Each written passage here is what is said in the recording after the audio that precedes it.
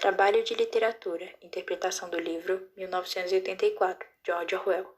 Aluna, Ana Flávia Tavares Teixeira, primeiro ano, Colégio Diamantinense, professor Robson de Brito. Eric Arthur adotou o pseudônimo de George Orwell, nascido em 1903, considerado um dos mais influentes escritores do século XX. Quando criança, por sua inteligência, foi aprovado em 2 escolas de elite, onde optou por frequentar uma destas. Se alistou na polícia, onde serviu por 5 anos, o suficiente para detestar o imperialismo britânico. Ao largar o exército, por não ter renda fixa, passou fome e foi obrigado a conviver com mendigos e criminosos. Se tornou escritor e jornalista inglês, apoiava ideias socialistas e faleceu em 1950.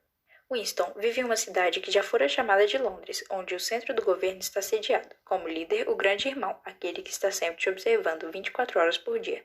Para fazer isto, eles utilizam as chamadas teratelas, que estão presentes em todos os lugares, como a sua própria casa. O governo é extremamente autoritário e abusa do totalitarismo para um melhor controle sobre os cidadãos.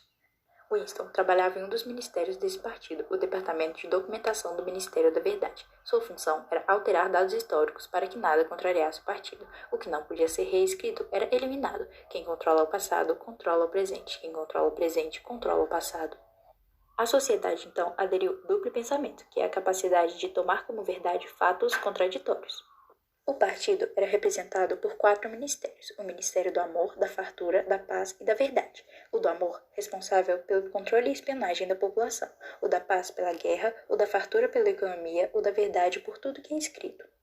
Uma das medidas tomadas pelo governo foi a criação de uma nova língua, denominada novilíngua, com o objetivo de tornar o pensamento algo prático e não útil para raciocínio, travando os pensamentos com a diminuição do vocabulário. Quanto mais palavras existem, melhor expressos são os pensamentos. Nesta nova língua, tinha o mínimo possível de palavras, construção binária do mundo. Nessa sociedade, quem expressava contraposição ao partido era acusado de crime de ideia. Quando alguém questionava os documentos ou o partido, cabia à polícia do pensamento eliminar o indivíduo, a pessoa ou desaparecia e tinha toda a sua existência apagada ou era torturado e reeducado para retornar à sociedade. Não se podia confiar em ninguém. Uns deduravam os outros, o filho, seus pais e assim em diante.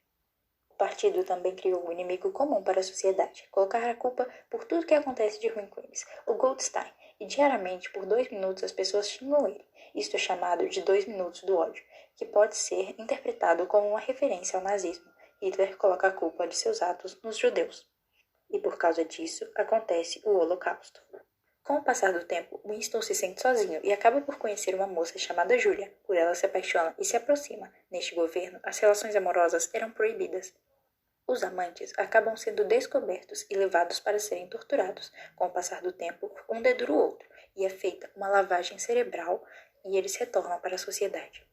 É importante ressaltar que a Oceania, antiga Londres, estava sempre em guerra, e apesar do totalitarismo não ser a forma ideal de controle da população, era eficiente. Não haviam mais leis, apenas regras denominadas pelo partido que deveriam ser seguidas.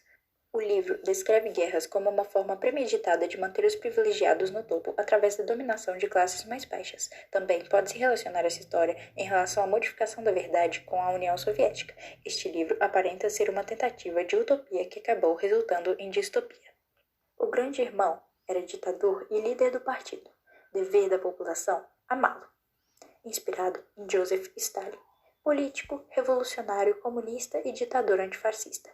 Ele eliminava as pessoas que discordavam de trabalhos forçados e era socialista.